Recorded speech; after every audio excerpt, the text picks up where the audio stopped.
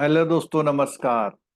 आपके मन में एक सवाल आ रहा होगा कि इतने समय में जो बचा हुआ समय है, क्या उसमें हम लोग जेआईबी कंप्लीट कर सकते हैं? तो आप में से बहुत से लोग ये कैलकुलेशन कर रहे होंगे कि पहला पेपर 8 जून को है और आज हो गई 11 मई। अगर आप एक आध दो दिन के अंदर ये वीडियो देखते हैं तो इसके हिसाब से लगभग 30 दिन से भी कम दिन का समय बचा हुआ महसूस होता है। लेकिन फिर भी कौन सी वो पॉजिटिव बातें हैं जिससे आप जेआईबी की तैयारी शुरू करें और जेआईबी क्लियर भी कर लें? इसके लिए मैंने ये वीडियो बनाया है, क्योंकि कई बार आप लोग क्या है, बहुत डीमोटिवेट हो जाते हैं। और उस डीमोटिवेशन को कम करने के लिए हम क्या करते हैं कि एक सिलेबस को, कई लोगों ने तो सिलेबस भी नहीं देखा अभी तक, सिलेबस को बताने की कोशिश करते हैं। कौन कौन से इंपॉर्टेंट चैप्टर हैं जिसमें से क्वेश्चन आ सकते हैं और उसमें कितना कितना समय आप दें। तो इस तरह से कोशिश की जाती है कि आप लोग किसी भी तरह अपियर हों और एग्जाम में पास हो जाएं। दोस्तों, इस वीडियो में आगे बढ़ने से पहले अगर अभी तक आपने चैनल सब्सक्राइब नहीं किया तो वो कर लीजिए, जिससे सारे नोटिफिकेशंस आपको टाइम से मिलते रहें आपके एग्जाम के बारे में। और इसके साथ साथ मोबाइल एप्लीकेशन का लिंक नीचे दिया हुआ है, जिसमें नोटिफिकेशन मिलते हैं हमारी लाइव क्लासेस के बारे में, अदर इंफॉर्मेशन मिलती है। आपकी कोई क्वेरी होती है तो उसको भी हम दूर कर पाते हैं। तो मैं आपसे एक बार ये रिक्वेस्ट करता हूं, किसी भी तरह से आप एक बार हिम्मत तो करिए। अगर आपने हिम्मत करी तो वहां पर काफी चीजें ऐसी निकल के आएंगी कि आपका लगेगा कि पेपर हो जाए। तो चैनल आपने सब्सक्राइब कर लिया होगा, मोबाइल एप्लीकेशन का लिंक नीचे दिया और डाउनलोड कर लीजिएगा। अब बात करते हैं मुद्दे की, और बात ये करते हैं कि कैसे हम लोगों को करें। तो दोस्तों, जैसा कि आपको मालूम है कि आपके 4 पेपर है जेआईबी में, और इत्तेफाक से सबसे पहला जो पेपर पढ़ रहा है वो सबसे लास्ट वाला पढ़ रहा है पहले। तो जो चेंज आया है उस चेंज को भी देखना जरूरी है कि कहीं ऐसा तो नहीं कि आप पुराने वाले सिलेबस पे ही चल रहे हैं अभी। तो आपका जो एग्जाम है, जो इलेक्शन की वजह से शिफ्ट हो गए, कौन कौन से एग्जाम शिफ्ट हुए वो देखने हैं आपने। तो अगर मैं बात करूं तो सबसे पहला आपका जो पुराना शेड्यूल था, उसमें जो लास्ट पेपर था 8 जून का, वो वहीं का वहीं है। और वो 8 जून को पेपर था आपका। मैं स्क्रीन में भी दिखा देता हूं, तो उसको आपको समझना होगा कि ये जो पेपर आपके जो इस बार चेंज हुए हैं वो कैसे चेंज हुए हैं। तो अगर आप इस स्क्रीन पर देख पा रहे हैं तो पहली बात तो ये है कि आपको जो ऑफर मिला हुआ है वो ये है कि 2500 का स्पेशल डिस्काउंट मिल रहा है, और इसको 90% डिस्काउंट कह सकते हैं, और लॉन्ग वैलिडिटी के साथ मिल रहा है। तो अब बात करते हैं कि आपका जो एग्जाम का वो था, तो जो आपका एग्जाम का पूरा सीन था वहां पर, उस एग्जाम के सीन में कुछ इस तरह का जो सिलेबस था हमारा, ये था पूरा पूरा चार्ट ये है, देखिए। तो इस चार्ट में अगर देखने की बात करें तो आप देख पा रहे हैं कि जो पेपर 8 जून को है वो एज इट इज रहा है, इसमें कोई बदलाव नहीं हुआ है। और उसके बाद ये जो आईएफएस का पेपर है वो 9 जून को हो गया है, और ये वाला 16 को हो गया है। तो आप जैसा देख पा रहे हैं तो कैसे चेंज हुआ है इसमें, देखिए। तो ये जो आप देख पा रहे हैं तो यहाँ पर आप देखिए, ये तो 9 जून को हुआ है, ये 16 को हुआ है, और जो लास्ट पेपर है आपका, जो एएफएम का पेपर है, वो 22 को। तो इस समय सबसे पहले तो आपको ये नोटिस करना बहुत जरूरी है कि आपका जो आरडब्ल्यूएम का पेपर होता था, रिटेल वेल्थ मैनेजमेंट वाला, वो पेपर आपका 8 को ही है, इसमें कोई भी चेंज नहीं आया है। और 9 को आपका इमीडिएटली इंडियन इकोनॉमी का पेपर है। तो ये आपके लिए बहुत चैलेंजिंग हो जाता है कि इंडियन इकोनॉमी जो नया इंट्रोड्यूस पेपर है उसका सिलेबस आप कैसे कवर करेंगे, I N I F S का। ठीक है। उसके बाद बात आती है पीपीबी का। पीपीबी में एक बेनिफिट ये होता है, बहुत समय से आप पढ़ते आ रहे हैं, बैंकिंग भी करते हैं। और फिर है एएफएम का। तो ये तो दोस्तों मैंने बात करी कि आपका जो नया वाला शेड्यूल है वो किस तरह का हो गया। अब यहाँ पे स्ट्रेटेजी की बात आती है। तो दोस्तों, जैसा कि आप देख पा रहे हैं कि इंडियन इकोनॉमी वाले पेपर में आपको केवल एक दिन मिल रहा है। तो जब उसमें केवल एक दिन मिल रहा है तो ये बहुत क्लियर है कि इस एक दिन में तो तैयार होता नहीं पेपर ही। तो इसके लिए हमें जानना है कि हम कैसे कैसे तैयारी करें। ठीक है। तो इसके लिए मैं आपको स्क्रीन में पूरा एक चार्ट टाइप का बना के बताऊंगा। अगर आप इसको फॉलो करते हैं तो यकीन मानिए इसका बेनिफिट आपको जरूर मिलने वाला है। अगर आप इसको फॉलो करते हैं तो यकीन मानिएगा इसका बेनिफिट आपको जरूर मिलने वाला है। तो मैं वो वाली स्क्रीन दिखाता हूँ आपको, जिसमें मैंने पूरा सिलेबस जो है वो किया हुआ है। यहाँ देखिए आप, तो ये फर्स्ट पेपर आपको यहाँ पे दिखाई दे रहा है। तो वो जो मैंने अभी आपको बताया कि सबसे पहले मैं स्ट्रेटेजाइज कर दूं आपको। स्ट्रेटेजाइज करने का मतलब ये है कि आपका 8 का पेपर है, 9 का पेपर है, और 16 का पेपर है, और 22 को।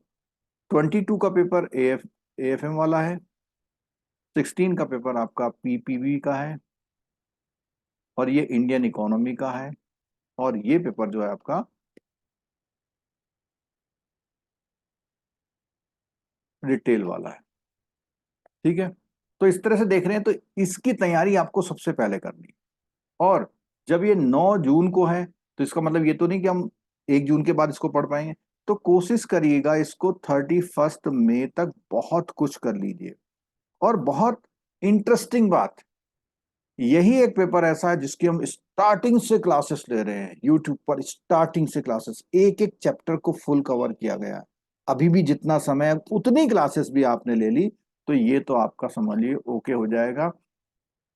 31 मई तक लगभग ओके हो जाएगा। उसके बाद 2-4 दिन कहीं रिवीजन करना हो तो कर लीजिए। ठीक है, अब दोस्तों बात करते हैं पीपीबी। पीपीबी में भी 7 दिन मिल रहे हैं, लेकिन आपको करना क्या है दोस्तों, इस पीपीबी के 7 दिन जो मिल रहे हैं वहां की स्ट्रेटेजी मैं आज इस स्पेशल वीडियो में सबसे पहले बताऊंगा कि पीपीबी को कैसे तैयार करें। फिर मैं उसके बाद में इंडियन इकोनॉमी और रिटेल की भी स्ट्रेटेजी बताऊंगा। ठीक है, वीडियो को आपने पूरा देखना है, क्योंकि हो सकता है इस वीडियो से आपका जेआईबी पास हो जाए।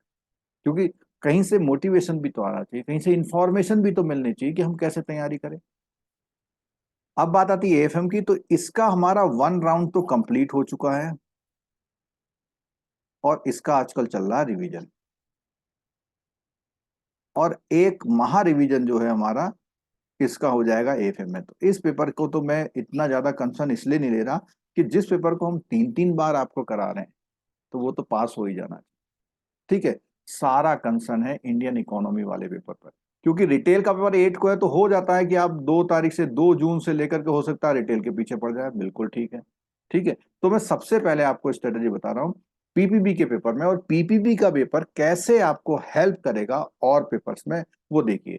तो दोस्तों ये बुक में जैसा कि कंटेंट आपको दिया हुआ है पूरा यहाँ पर, देखिए ये जो इनिशियल चैप्टर है, जितने भी ये इनिशियल चैप्टर हैं, ये सारे आपके डे टू डे बैंकिंग वाले हैं। तो हमने यहाँ पे कवर तो करा दिए, आप लोग यूट्यूब में वीडियो देख सकते हैं या कोर्स से देख सकते हैं। तो ये वीडियो ऐसे हैं कि अगर आपने वंस रीड कर लिए, अगर आपने एक बार भी ये कंटेंट को कवर किया हुआ है, तो डेफिनेटली आप इनके आंसर को कर पाएंगे। क्योंकि इसमें जो न्यू चीज होती है, जैसे थोड़ा सा क्लियरिंग कलेक्शन कैश में थोड़ा सा नया आता है यहाँ पे, और यहाँ पे जो बैंकर्स की स्पेशल रिलेशनशिप है, तो हम लोग जब पढ़ाते हैं तो इन दोनों टॉपिक को एक साथ लेके चलते हैं। क्योंकि ये इसका एक्सटेंशन था, पहले ये एक्सटेंशन था, अभी क्यों चेंज कर दिया हमें नहीं मालूम। ठीक है, तो ये जनरल बैंकिंग है। अगर आप इसको वंस रीडिंग लेते हैं तो वंस रीडिंग में ही आप बहुत कंफर्टेबल होंगे, लेकिन रीड करना पड़ेगा। और मजे की बात है, कम से कम ये पोर्शन, ये वाला पोर्शन कम से कम 8 से 10 क्वेश्चन लेके आता है। 8 से 10 क्वेश्चन ये लेके आता है। ये पोर्शन है, लगभग आप 100 पेज का मैटर इसे मान लीजिए। ठीक है, अब बात आती है कि जो ये फॉरेन फॉरेन एक्सचेंज या फॉरेन नाम लिखा हुआ है, ये 3 है इस ग्रुप में। 3 आपकी यूनिट ऐसी हैं जो मैं कहता हूं जरूर करनी चाहिए। उसके 2-3 फायदे क्या है। एक तो ये आप डेली बैंकिंग में नहीं करते तो पढ़ के करनी चाहिए। दूसरी बात इसके साथ साथ ये है कि ये ही आपको सीआईबी में भी मिलेगा। तो ऐसे जितने टॉपिक जो पीपीबी में हैं और सीआईबी में भी हैं, उनको सबसे पहले कीजिए। कि चलो मान लिया इस बार किस्मत आपकी अच्छी नहीं रही, हो सकता है इसका पढ़ा हुआ अगली बार काम आ जाए। तो ऐसे चैप्टर को बिल्कुल नहीं छोड़िए, इनको जरूर करिए। ठीक है, उसके बाद बात आती है, ये जो ये 3 टॉपिक हैं यहाँ पर, ये जो भी हमारी प्रैक्टिकल प्रॉब्लम्स आती हैं, जो एक्ट बेस है, नेगोशिएबल इंस्ट्रूमेंट एक्ट बेस है, वो ये 3 टॉपिक बहुत इंपॉर्टेंट मैं मानता हूँ। इससे भी 5-6 क्वेश्चन जो है पूछे जाते हैं। आपका इससे भी जो है 3 से 4 क्वेश्चन पूछे जाएंगे। ठीक है, एंसिलरी यूनिट बहुत सिंपल सा यूनिट है, एक बार गो थ्रू कर लीजिए। अब बात आती है यहाँ पर ये 3 एक्ट वाले। कौन से 3 एक्ट ये है, इसमें जो है एक तो ओम्बड्समैन स्कीम है, एक्ट नहीं है, स्कीम है। और दूसरा जो कंज्यूमर प्रोटेक्शन एक्ट और राइट टू इन्फॉर्मेशन, बहुत अभी रिसेंट हमने इसको कराया भी था, डिटेल में कराया था। इसको जरूर करिए, इसमें से 3 क्वेश्चन आपको वहां पर मिल सकते हैं। ठीक है। बात करते हैं function of banks in India module B की। तो मॉड्यूल बी में ये तो एक सिंपल टाइप का टॉपिक है, बहुत सरसरी नजर से आप इसको जो है देख सकते हैं, बहुत ज्यादा टाइम नहीं लगना क्योंकि आप डेली बैंकिंग ऐसे ही करते हैं। उसके बाद है क्रेडिट फैसिलिटी का अप्रेजल कैसे करें, और operational aspect of loan account कैसे करें। तो अगर मैं इनकी बात करूं तो ये अगर आप जनरल उसमें जानते भी हैं तो आपको सबसे इंपॉर्टेंट जो करने हैं वो 25 और 26 इन दोनों यूनिट को मत छोड़ के जाइएगा, बहुत इंपॉर्टेंट है। और इसमें से 5 से 6 क्वेश्चन आपको कहीं ना कहीं मिलेंगे, आगे भी आपको ये हेल्प करेगा, थोड़ा बहुत रिटेल में भी इसका यूज है। जब आप लोग पूछते हैं कि रिटेल की क्लास कब होगी, तो मैं बहुत क्लियर आपको बता दूं कि रिटेल की क्लास यही है। जैसे फॉरेक्स में से भी कोई क्वेश्चन रिटेल में पूछ सकता है, और यहाँ पर ये जो पेमेंट एंड कलेक्शन है पूरा पूछ सकता है ऐसे। एंसिलरी सर्विस रिटेल का पार्ट होता है। फाइनेंशियल इंक्लूजन में कंज्यूमर सर्विस गाइडलाइंस क्या है, सब ये सब टॉपिक जो है पहले वाले मॉड्यूल के, उसमें से अधिकतर टॉपिक हमारे किसमें, रिटेल में है। यहाँ तक कि ये जो ऑपरेशनल एस्पेक्ट है वो भी रिटेल का पार्ट होता है, और यहाँ पर जो केवाईसी का जो नॉर्म्स है वो भी होता है। ठीक है। अब मैंने आपको बोला कि जब हम इसको कर रहे थे तो कुछ टॉपिक ऐसे हैं जो दोनों में, जैसे एनपीए, इसको बिल्कुल नहीं छोड़ना है आपने, इसको 100% करके जाना है। हो सकता है कि ये आपको वहां पर 3 to 4 मार्क्स दे जाए। ठीक है। अब इंपॉर्टेंट लॉ ऑफ रिकवरी, ये हमारा टॉपिक अभी चल भी रहा है, लगातार चल रहा है। आप इसमें देख सकते हैं कि ये एक बहुत बड़ा टॉपिक है। देखिए, ये एक बहुत बड़ा टॉपिक है, इसको आप जरूर देखिएगा। अब यहाँ पर ये जो टॉपिक आते हैं कॉन्ट्रैक्ट वाले सब कनेक्टेड टॉपिक हैं। जो कॉन्ट्रैक्ट वाले हैं ये सब कनेक्टेड टॉपिक्स हैं। तो यहाँ पर कॉन्ट्रैक्ट एक्ट है। एलसी का जरूर करिएगा, यहाँ से भी 2 से 2 क्वेश्चन करीब मिल सकते हैं। ठीक है। ये एक बहुत छोटा सा चैप्टर है, केवल 4 पेज का है, जरूर कर सकते हैं इसको। ठीक है। बिल फाइनेंस को एक बार छोड़ भी सकते हैं, पर्सनल फाइनेंस की बात आती है थोड़ी सी, और ये फिर अगेन एक टॉपिक आ जाता है जिसको आप नहीं छोड़ सकते। यहाँ से प्रायोरिटी से भी 2 क्वेश्चन आपको मिलने की पूरी पूरी उम्मीद रहती है। उसके बाद ये एग्रीकल्चर फाइनेंस माइक्रो और सेल्फ हेल्प ग्रुप है, इस ग्रुप से भी आपको 3 क्वेश्चन के आसपास यहाँ मिलने की उम्मीद रहती है। अब बात आती है दोस्तों बैंकिंग टेक्नोलॉजी कब पढ़ें, तो मेरा बहुत स्ट्रिक्टली एडवाइजेबल एक है कि यही 2 मॉड्यूल ऐसे हैं जो आप उस, जो हमने बताया था अभी कि एग्जामिनेशन टाइम पर, तो हमने यहाँ बताया था कि आपको कि जो आपका यहाँ जो ब्रेक मिलेगा नए वाले सिलेबस के अकॉर्डिंग, उस ब्रेक को आप कहाँ कवर करेंगे, उस ब्रेक को आप इन ये दोनों पेपर हैं उस ब्रेक में कवर करेंगे। मैं आपको एक बार वो दिखा देता हूँ, यहाँ देखिए जरा कि ये जो पीपीबी में आपके पास यहाँ पर 7 डेज जो आपको मिल रहे हैं, ये 7 डेज में आपको मॉड्यूल सी और डी पढ़ना है। हमारी इसकी लाइव क्लासेस भी होंगी, आप कांटेक्ट भी कर सकते हैं, चैनल से आपको मिल जाएंगी। ठीक है। और महामैराथन टाइप की क्लासेस होंगी, यानी 2 मॉड्यूल आपको इन 6 दिनों में करने हैं। 2 मॉड्यूल इन 6 दिनों में करने हैं। सुबह भी 2.5-3 घंटे क्लास, शाम को भी 2.5-3 घंटे क्लास करके हम इसको कवर कराएंगे, एक आध मैराथन ले लेंगे। तो आपको सी और डी मॉड्यूल को छोड़ देना है, और सिर्फ ये बहुत स्ट्रांग एडवाइस में दे रहा हूं कि आपको उस ये सी और डी मॉड्यूल, ये दोनों मॉड्यूल आपको उस समय पे करने चाहिए। उससे पहले जो जनरल बैंकिंग है जिसको आप जानते समझते हैं उसको करना ठीक रहेगा। ठीक है। और ये जो टॉपिक्स हैं आप सीक्वेंस देखते जाएंगे, जल्दी जल्दी जल्दी करते पूरा क्वेश्चन। अब जैसे मान लिया अभी एनपीसीआई की बात करें, थोड़ी सी ईएफटी की बात करें, तो ये हमारा टॉपिक जो है अभी चल भी रहा है, जहां पर हम Indian economy and Indian financial system में इनकी बात कर रहे थे थोड़ा। ठीक है। जहाँ पे बैंकिंग टेक्नोलॉजी की बात आ रही है, तो कुछ टॉपिक क्या है फिर देखो, फिर कॉमन हो जाते हैं आपके Indian economy Indian financial system से। ठीक है। ये ऑपरेशनल एस्पेक्ट है साइबर क्राइम का, इसको भी आप देख सकते हैं, अच्छा टेक्निकल सब्जेक्ट है, जिन्हें टेक्निकल पढ़ना अच्छा लगता है। और आप अगर देख पा रहे हैं तो यहाँ पर ये जो 180 पेज दिखा रहा है, 180 पेज में 180 पेज में लगभग अगर आपने 100 पेज भी पढ़े तो भी ये आपके काम आ सकते हैं। और मैंने जैसे बताया कि ये टॉपिक हम लोग करा रहे हैं कहाँ पर, ये करा रहे हैं हम लोग लाइव कराएंगे। आप पहले से इन वाला चैनल को सब्सक्राइब करके बेल आइकन जरूर दबाइएगा, जिससे आपको नोटिफिकेशन मिल पाए। और ये एथिक्स के 5 टॉपिक, तो एथिक्स के 5 टॉपिक जो 30-40 पेजों में इसका कंटेंट दिया हुआ है, इसको भी हम एग्जाम टाइम में कराएंगे। एक आध टॉपिक पहले से शुरू हो सकता है, बट ये एथिक्स वाला पूरा टॉपिक जो है एग्जाम टाइम में कराएंगे।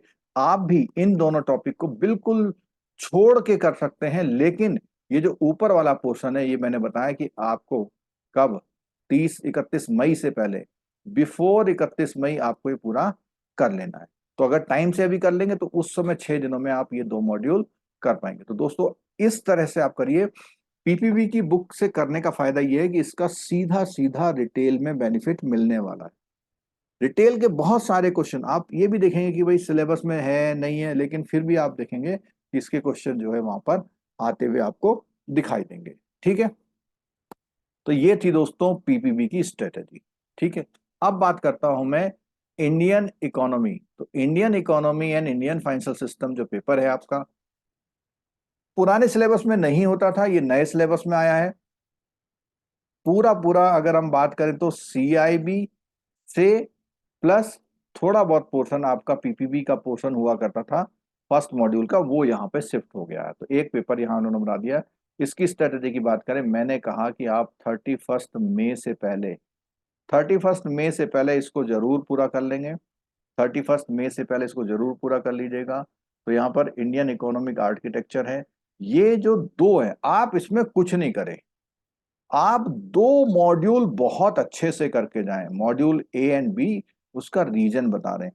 यही 2 मॉड्यूल ऐसे हैं जो आपकी नॉर्मल बैंकिंग से हटके हैं, यानी आपको जो इकोनॉमिक एनवायरनमेंट है उसकी प्रिपरेशन करनी पड़ेगी, उसको समझना पड़ेगा।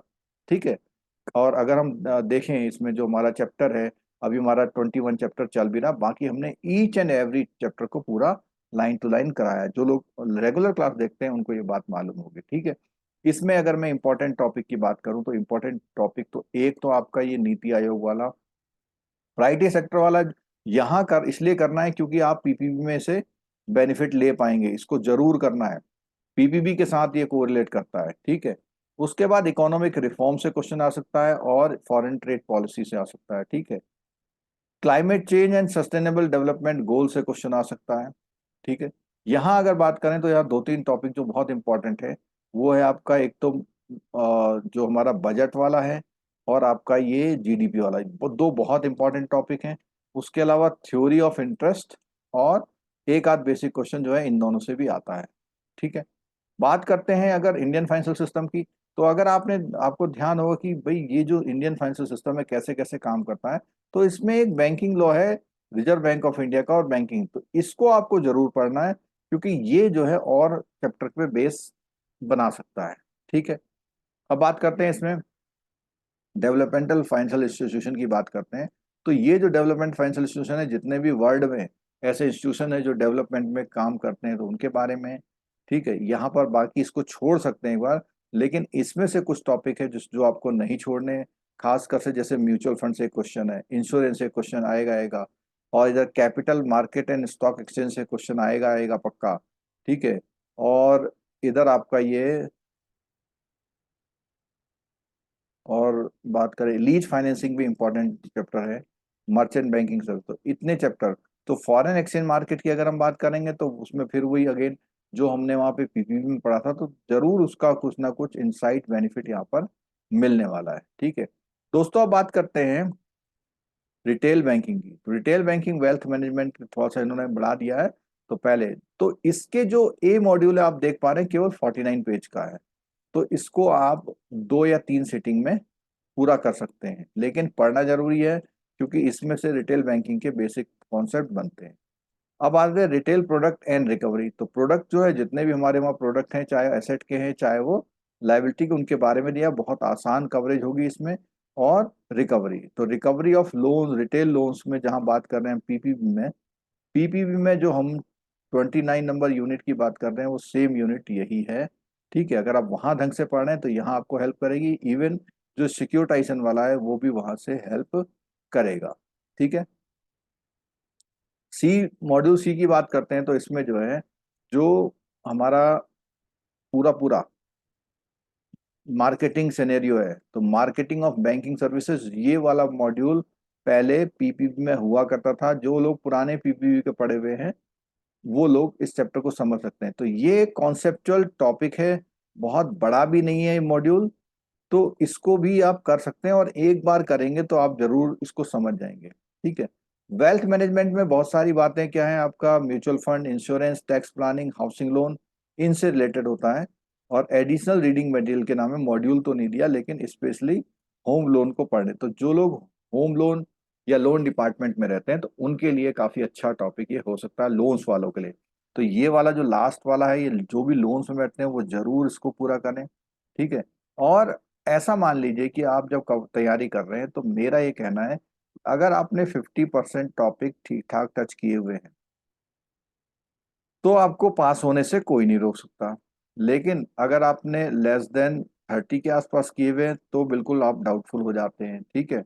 और अगर आपने मोर देन 70 किए हुए हैं तो फिर गारंटी थोड़ी सी ज्यादा बन जाती है। क्यों गारंटी बन जाती है? 70% जब टॉपिक आप करेंगे तो मोस्टली चीजें रिपीट होती हैं।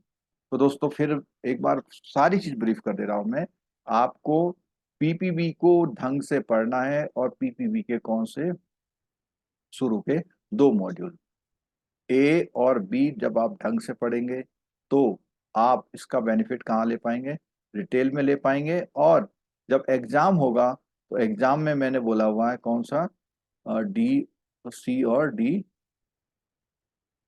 जब एग्जाम होगा आपका तो सी और डी वाले को भी आप पूरा कर लेंगे। सी और डी वाले को एग्जाम टाइम में रिवाइज कीजिएगा। ठीक है। तो ये पीपीबी के बारे में। ऐसे इंडियन इकोनॉमी को बोला, इंडियन इकोनॉमी तो इन ऑल रेस्पेक्ट आपको 31 मई तक पूरी कर लेनी है। अगर आपने नहीं करी, चाहे आप, मैंने बोला ना कि आप 50% टॉपिक कवर करो लेकिन बढ़िया करके करो, तो 50% टॉपिक कवर किए जा सकते हैं।